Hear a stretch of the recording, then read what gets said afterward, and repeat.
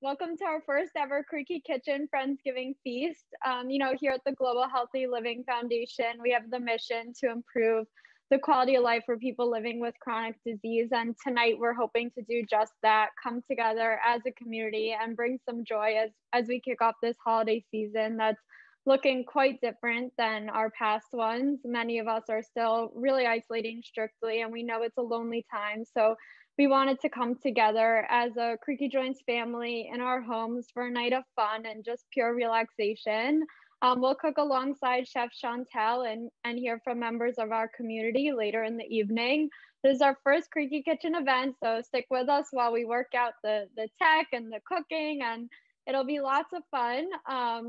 Look at this turnout. It's really incredible to see all your faces here. Just a few logistics before we get started.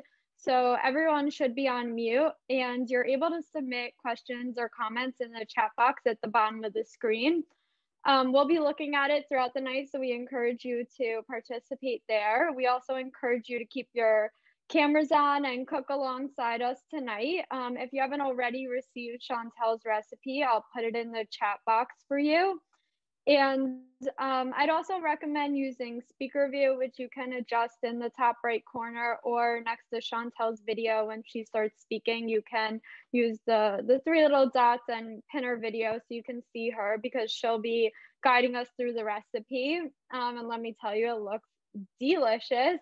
My colleague Corey Greenblatt and I have been working with Chantelle to create this fun evening. You may see Corey hosting future CreakyKitchen events, and you may hear from him tonight, as we'll both be monitoring the chat. So don't be shy, and we'll try our best to get to all of your questions.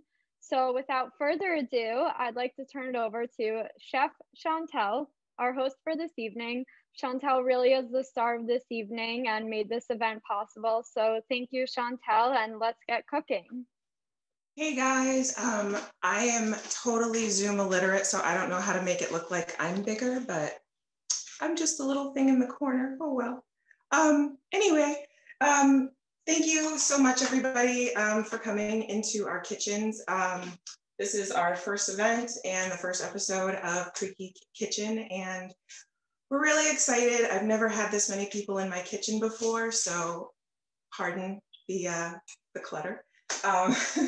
Tonight, I'm going to be making a great appetizer that is wonderful to take on a normal Thanksgiving. You take it to someone's house, but I guess now that's not going to be the case. But it's always nice to have a nice little appetizer for yourself, something to snack on while you're making the big meal for the day. And this is what I was going to teach you guys how to do tonight. So it's a recipe that I made up a while ago, and I hadn't made it for a long time. And now I just kind of reworked it a little bit, and it's healthier because there's spinach in it now. So without further ado, hopefully you guys can see everything, yes? Okay. So we have a bunch of mushrooms over here that I have already washed. You can either use a paper towel and just run over them. You can waste $10 like I did and get this mushroom cleaner that did absolutely nothing but tear my mushrooms apart. Or you can be very controversial and put them in a colander and rinse them. That's what I did about an hour ago. So then we took out the stems, and you can see there's no stems in these.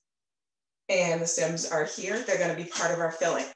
So the first thing we're going to do is we're going to take 8x8 baking dish, a little bit of extra virgin olive oil, and clean hands, best tool, and just grease the bottom of the pan. This is going to serve two purposes. It's going to make sure that your mushrooms don't stick, number one. Moisturize your fingernails, number two. And lastly, when you put on the topping, it's going to help make this yummy crispiness at the bottom of the pan. So trust me on this. So we're going to take the pan and we're going to layer our mushrooms in. And I usually use about 9, and they may not all fit perfectly, but it works out in the end, trust me. They're going to shrink down a bit and it'll all work out. So there's our mushrooms in our little bowl, a little dish. I'm going to put this right here so that I can work with these mushroom caps. So I've got these these mushroom caps over here. These are, stems over here, and a couple of caps that I'm gonna chop in as well. First thing we're gonna put into our pan, which is heated to like a medium heat, is a shallot, which I had one big shallot. You can use one small onion, whatever you guys have. It just so happened that shallots were on sale this week. So we're gonna dice our shallot, and I'm using a chef's knife. However, you can use a mini chef's knife, which is lighter and a lot easier for people to maneuver. And the other thing that you want to make sure, and we were talking about this before, is to hone your knives. A lot of people run into problems with their knives just not being sharp enough. And the honing really, really helps if you do it every time. I won't do it on camera because the sound is worse than nails on a chalkboard. So we're just going to dice up our shallot, and it's a simple dice. And my hands are shaking, so don't make fun.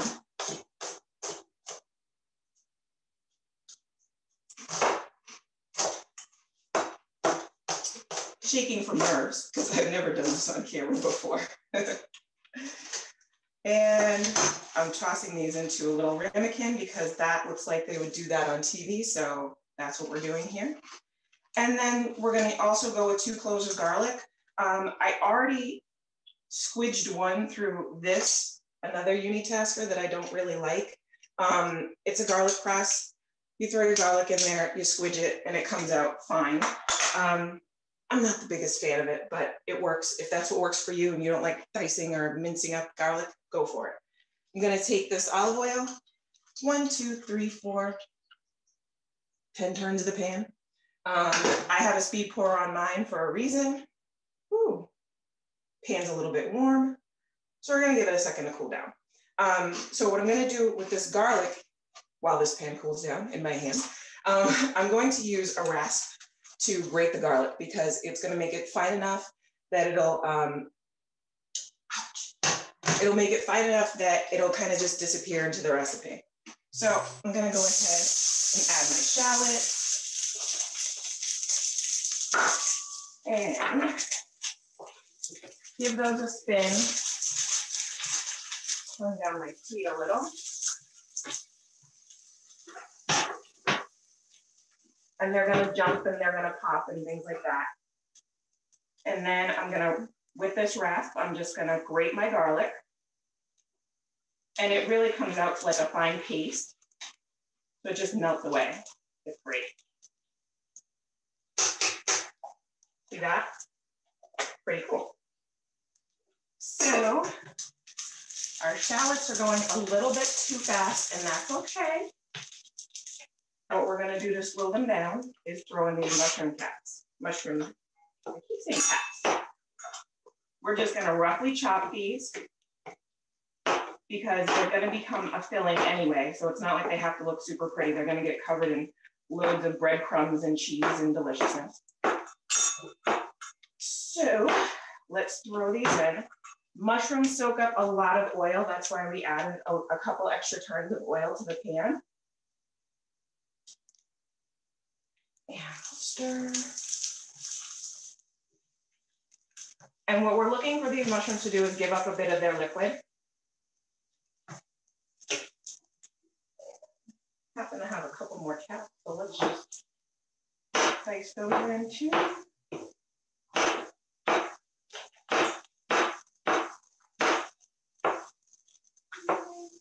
They're going all over the place. That's okay. We have our trusty food mover to put them all back. I don't know what these are actually called. I think it's a bench scraper, but food mover works for me. So we're just sauteing for a couple minutes. And if you can see the pan, you can tell that they are taking up a lot of the olive oil. And I have shallots that are popping all over my kitchen.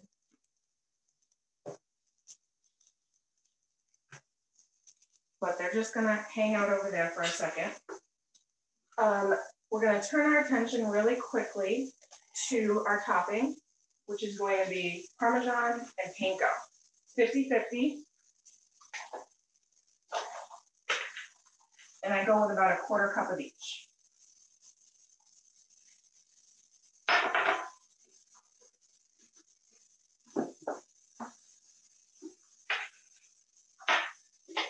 And why did I go with a 1/4 cup? Because the 1/4 cup measure fits inside of here and it's easier.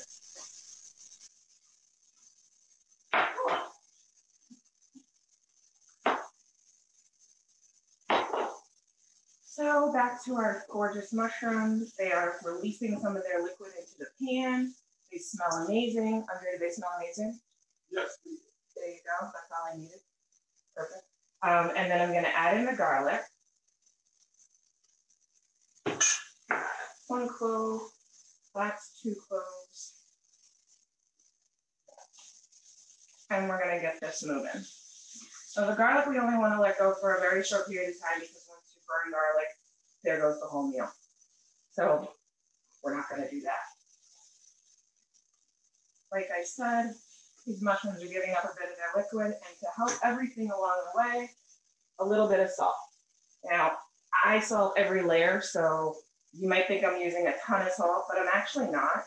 Every pinch is maybe about 1/4 teaspoon, I would say. So we're going to go in with the salt and then a few cranks of black pepper.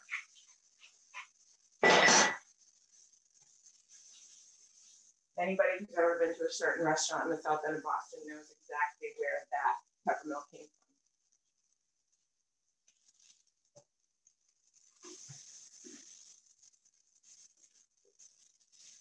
from. So this is looking pretty darn good. Pretty proud of myself. We're going to take some help from the store with a bag of spinach. It's baby spinach, it's pre-washed. It's one less thing for you guys to do.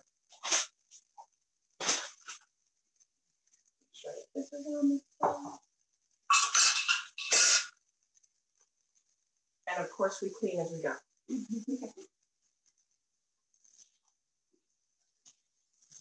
All right, so these mushrooms are looking good. Our shallots are translucent.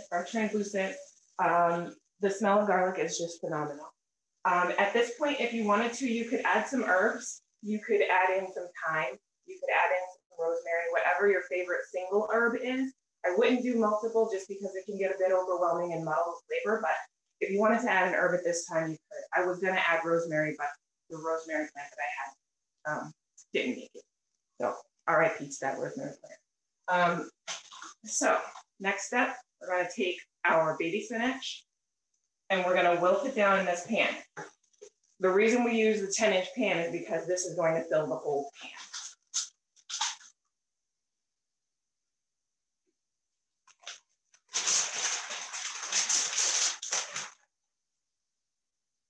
And maybe go everywhere.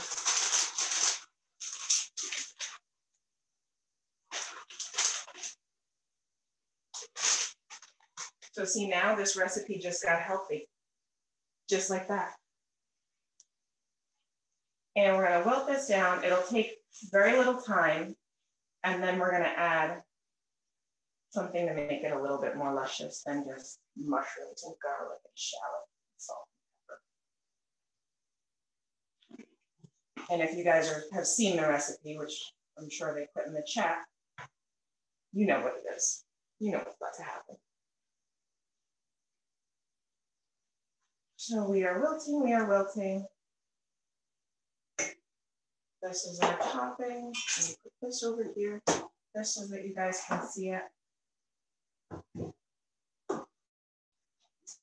Go off to the side. And there we go.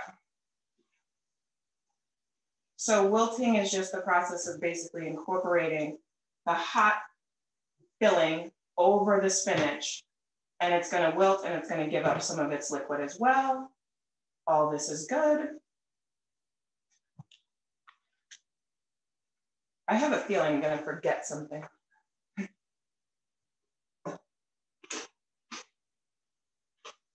Alrighty. So again, like I said, I salt at just about every step. So right now I'm going to put in a touch of salt. That will also help with the wilting. And I thought about it and I was going to add nutmeg to this, but I didn't, and I don't know why. So if anybody out there adds nutmeg to this, let me know if it was good.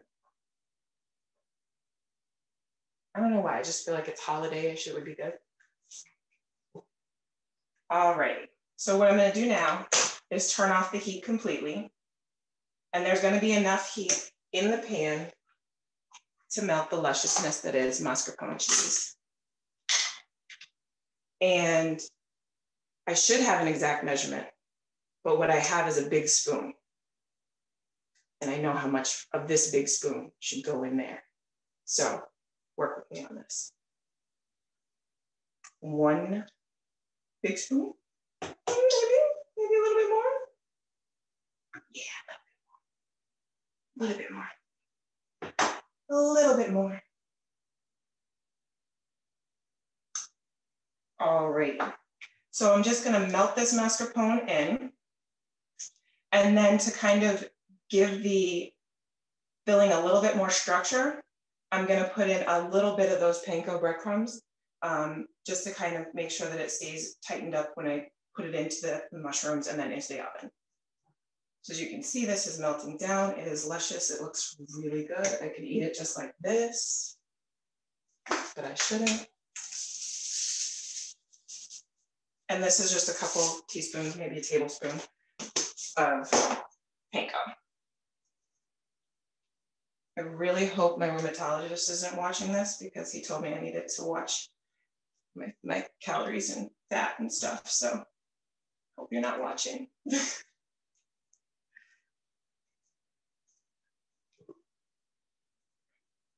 All right. So hopefully you guys can see that. And this is going to be our filling that is going to be yummy, yummy, yummy in our mushrooms. The mushrooms, I didn't salt them or anything because, like I said, this has enough salt in it and it has enough flavor. So it's just going to be perfectly fine. Just move some stuff out of the way. Safety first, move your knives. And our GB can go over here. And I'm just going to take a trivet, bring this closer so that it's easier to scoop. You can wait and let this cool down a bit. I don't see that. I've tried it both ways and it doesn't really make much of a difference. So I'm just going to go ahead and scoop using a mini ice cream scoop. Now, I happen to have a ton of these. I have them in all different measurements from this size all the way up to, like, the big softball size. I find them really, really great for keeping ingredients even when you're making something that is in large volume, like if you're making meatballs or you're making cookies. These are a really great tool to have, spring-loaded, pretty easy to use even on some of my worst hand days. So we are going to take our filling, which is healthy because it has spinach in it. And we're going to fill each one of these mushrooms. And just make sure that they get kind of an even amount. And if it goes a little bit over, that's fine. This is more of a casserole than it is individuals. Oh my God, this smells so good. I want to eat this right now.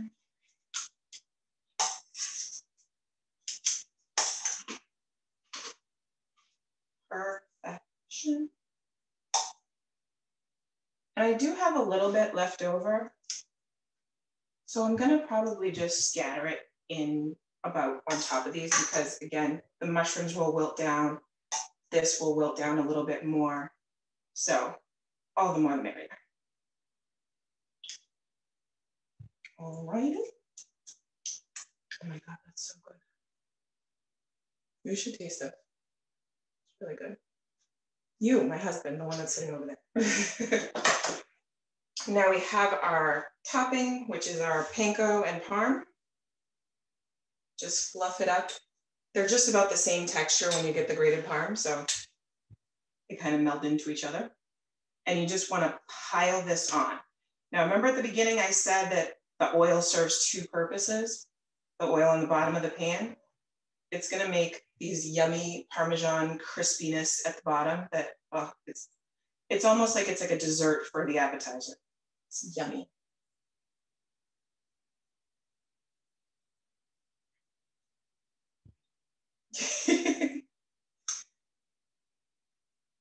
All right. Now we've already got a preheated 400-degree oven. This is an oven-safe baking dish. It's like snowfall, look how fun. All right, so we're gonna take this, we're gonna toss it into our oven for 20 minutes. And when they're done, we'll be back. Okay, thanks, Chantelle. My mushrooms are in the oven. I am so excited. It is looking delicious. I wanted to even nibble on some Parmesan while I was cooking. Who needs healthy when you have cheese?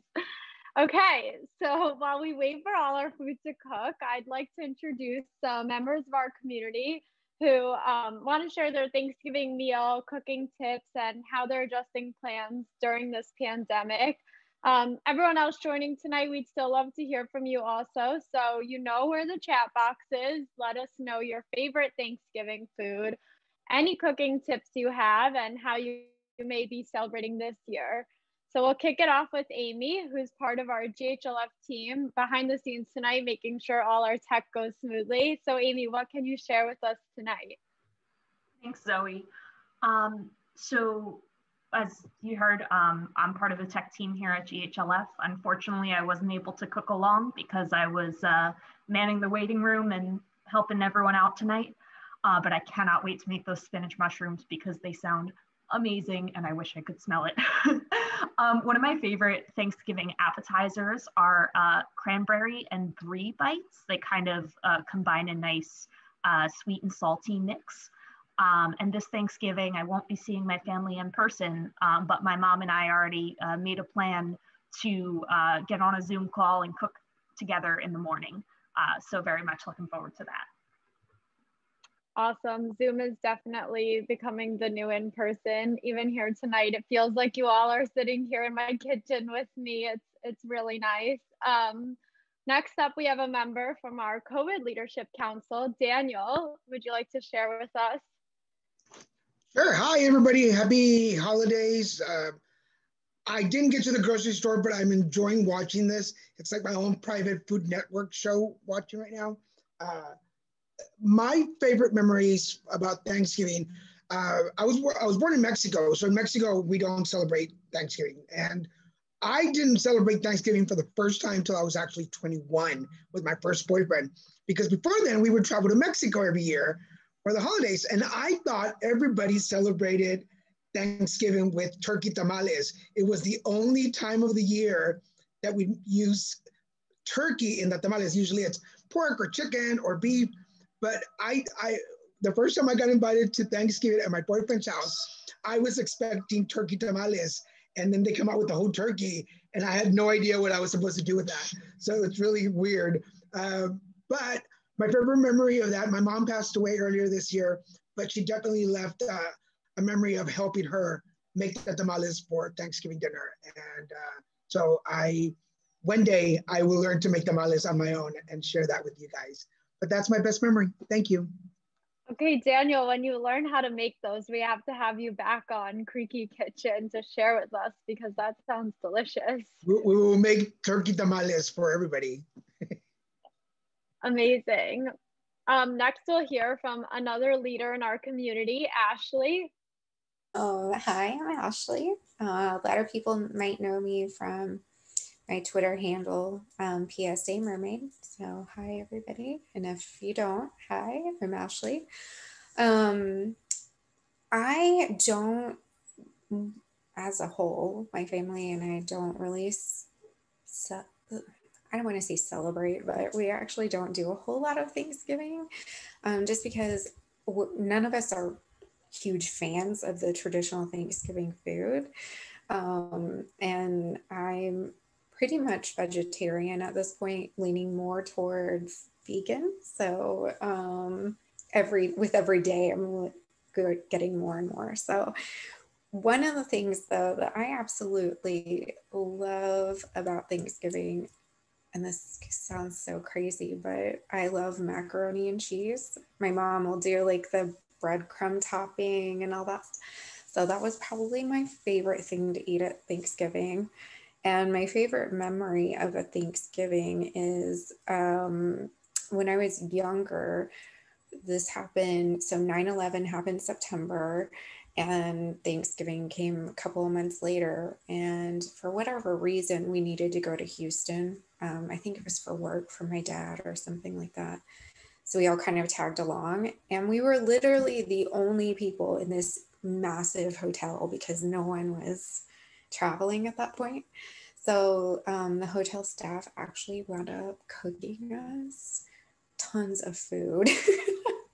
We couldn't eat it all, but everybody sort of, and we got to eat with the hotel staff and meet people, and it was actually a really fun Thanksgiving. So that was actually my favorite Thanksgiving memory.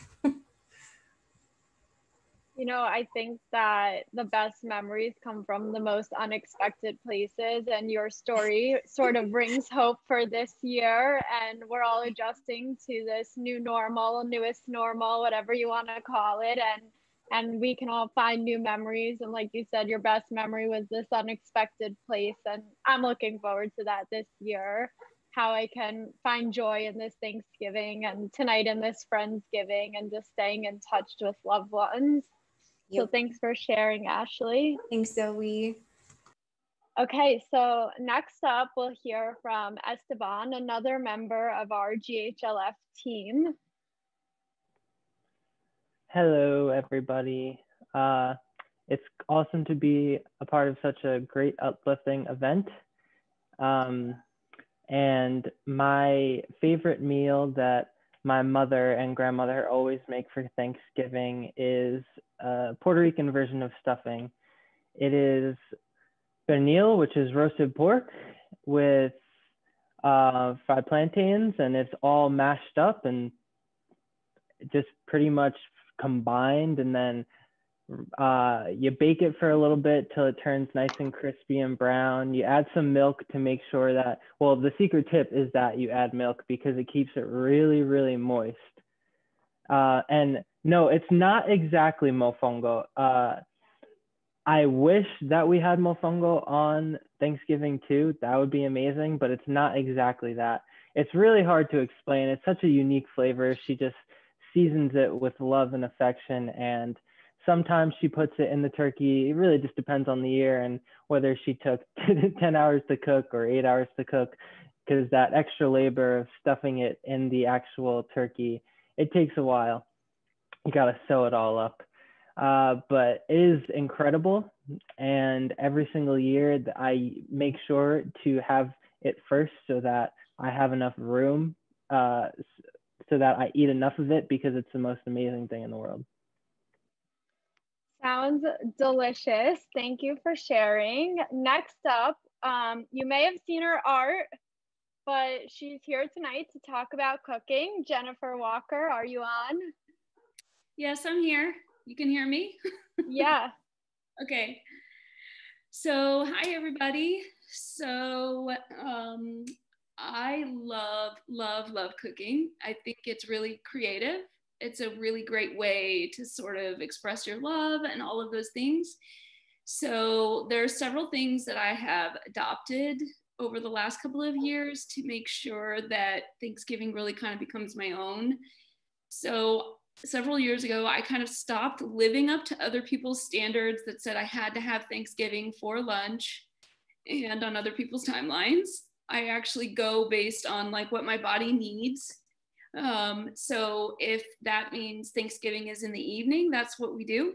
If that means that it's like super late at night and that's when I have energy, then that's what I do. So that's like a really big, I just kind of said, I don't care what the traditions are, I have to do what's right for me. So beyond that, a lot of things that I do is I try to buy pre-chopped like vegetables, anything like that that will really help me along the process. If I have a complicated recipe, I try to buy some of it so that it's like already prepared. So it's kind of a mix of actual cooking plus throwing kind of stuff together. So it'll make it easier on me and easier to handle. And then whoever I'm around, I put them to use because I'm not a superwoman. Even if I didn't have like RA and AS, I couldn't do things by myself. And so like my boyfriend becomes my sous chef. he will chop up vegetables for me if need be. He'll help me prepare stuff. We'll like talk out recipes. So I guess that's kind of like my biggest advice for this is do what's right for you and your body, and don't let anybody make you feel bad about that, because it's your holiday too, right? And like make use of the people around you. There's no shame in asking for help or saying that you need something, because I've found by asking for help and by doing little tips and tricks to kind of do stuff for me so I don't have to spend a lot of time chopping, I don't have to do a lot of stuff like that, it makes it a lot easier for me. So I'm not so exhausted and worn out. And I have food allergies. I know Dawn on here definitely has food allergies, and Shelly. And so I do a lot of stuff from scratch. I've actually taken up baking over COVID. So I'm doing like gluten-free baking and stuff like that. So part of my plan for this holiday is I'm gonna make some of this stuff ahead of time. Like I'm planning on making orange cranberry muffins. We're gonna kind of give them out to different people around us, but they're gonna be completely gluten-free. So I'm doing some of that stuff ahead of time. So that's really what it is. Just make yourself happy on Thanksgiving. And so that's my tips. Thanks, Jennifer. Such important advice. I'm seeing so many nods from everyone on screen and lots of comments in the chat saying wisdom. All thank you. I think that was a real voice for the community, giving us allowance to take a step back sometimes and say we need help. It's a really important reminder. So thank you for being a powerhouse and sharing with us. All right, we have more patient leaders coming up. First, we have Joanna. Would you like to share with us? Hi, I'm Johanna from Illinois, and I grew up in West Virginia. My immediate family were getting together and starting to buy all the stuff for the Thanksgiving dinner, and we started talking, and none of us liked it. None of us liked the turkey, the lima beans, any of that. And so we decided we'd make what we really liked, which was egg rolls. And we got turkey deli meat, but you could leave that out if you're vegan, and slice that up. And then got just a big pile of vegetables, cabbage, broccoli, onions, some of the Chinese vegetables, what are the chopped up, I can't remember now, so I'm just going to move on. But we chop all that up and we cook it together in a big wok and then let it cool down so we could handle it. And then my fistfuls roll it into egg rolls and then deep fat fry them. I'd probably bake them today, but it was a holiday, so that's what we did. And so we had our turkey and we had what we wanted, and that's how we did it. Thanks. Awesome. Thanks for sharing. I love that. We have what we wanted and we did it. That is the best way to do a holiday, just enjoying what you like. Next up, we'll hear from Ray. So happy Thanksgiving, happy holidays, everyone. It's great to be here. I'm actually cooking along. I'm having a good time. I substituted some gluten-free breadcrumbs and some non-dairy cheese, a couple things like that, because I'm kind of staying off the gluten and off of dairy. But, you know, I guess one of the things about being older is I can think back to some Thanksgivings I had a long time ago, 60 years ago and stuff like that. And I can remember that, you know, I had Thanksgivings where you would come home from the football game in town and you would walk in and it was just a family thing and that was it. There wasn't a lot of people that came over. It was just a family thing. And then as time went on, people started traveling more and moving around and going to other places for Thanksgiving. And now we're back in COVID, okay? And it's kind of pushing us all back into this little space that just kind of restricts who we can see and who we can't see. So I think this year we're having a very small gathering. I think we're having 8 people, maybe 9. We're lucky. We live in Florida, so we're taking advantage of that. We have a great big lanai. We're having 2 tables. We're kind of keeping 4 people to a table, and that's how we're going to move through it. You know, I think that's all I have.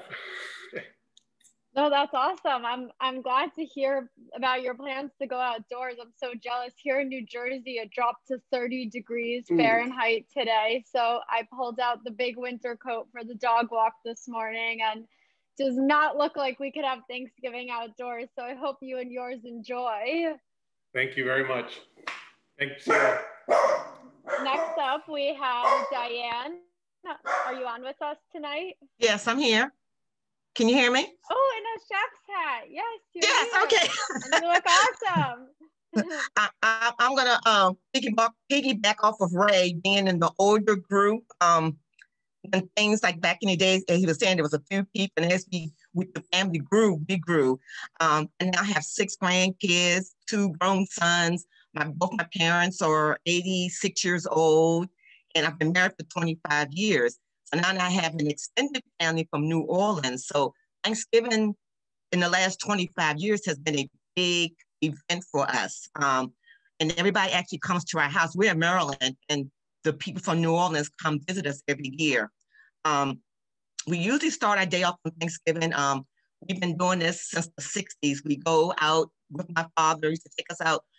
Back in the 60s, I would go out with my father, and he would take us to the soup kitchens. And this is something that I do with my grandkids now, and then the people who come visit, they also come with us, they come with me. So we all look forward to going out. But this will probably be the first year in 40 years that I won't have not one guest for Thanksgiving. It's very sad, and this was a decision that I made. I'll miss all my family from New Orleans, because they come up and they cook the gumbo, and they make red beans and rice and crawfish, fish etouffee, things that, we cook turkey and ham and stuff like that. But the food they cook is really good. But what I wanted to say was I didn't want to risk getting them sick, and I didn't want anybody to risk getting me sick. So this is why I decided to do this year. I decided to give up. My father said it best. He says, this year I decided to give up things I always did, so that next year I can have my family and my friends. And this is something to be thankful for. Amen to that. That is something to be thankful for. And I hope next year we can all celebrate the ways that we want to and get together, maybe even have an in-person Creaky Kitchen Friendsgiving. Yes. You never know. Well, thanks for sharing, Diane. Next, I'll turn it over to Elisa. Hi, everybody. I have a favorite food that we do every year, and I'm going to show my Southern roots. If you can't tell from my talking that I'm from the South, we make pecan pie. So it is pecan pie, and I only know that because I grew up on a pecan grove, and that was our punishment, was to go pick up pecans if we misbehaved, right, on our hands and knees. But anyway, I use my great-grandmother's recipe, and it's delicious, and we have it every year. We do different toppings. One year we did butterscotch and chocolate and coconut ice cream. We've done that one before with honey, and it's just absolutely delicious. My favorite memory was one year, my dear sweet grandmother, she's gone on now, but she was, I think, 84, and she made the pecan pie, and she used salt instead of sugar. And we didn't know it until we bit into it, and we didn't have the heart to tell her, oh, Nanny Mama, that's just no. So we just ate it and just loved her anyway. And a couple of years later, we lost her. So every year when we make the pecan pie, we always say, be sure you're getting sugar and not salt. But that was a rough year on the dessert table. I have relatives, Ray, in Florida. They will be out on the Lanai. And we also have relatives over in the New Orleans area. So we're sending good thoughts and prayers over for all the hurricanes and stuff. We're thinking about you guys. But my memory is the pecan pie, and my advice is use the sugar. That's so funny. I've heard of mixing up cinnamon with the paprika on chicken before, which I don't know what's worse, salt in the pie or cinnamon on the chicken. But we loved her. We loved her anyway, but now it was rough. Well, Thanks everyone for sharing. I think it's time to check in on our mushrooms. Chantelle, how are they coming along? Believe it or not, hear that? Perfect timing, you guys. This is amazing. This never happens for me. I'm the person that misses the bus by 1 minute. So let's hope they came out good.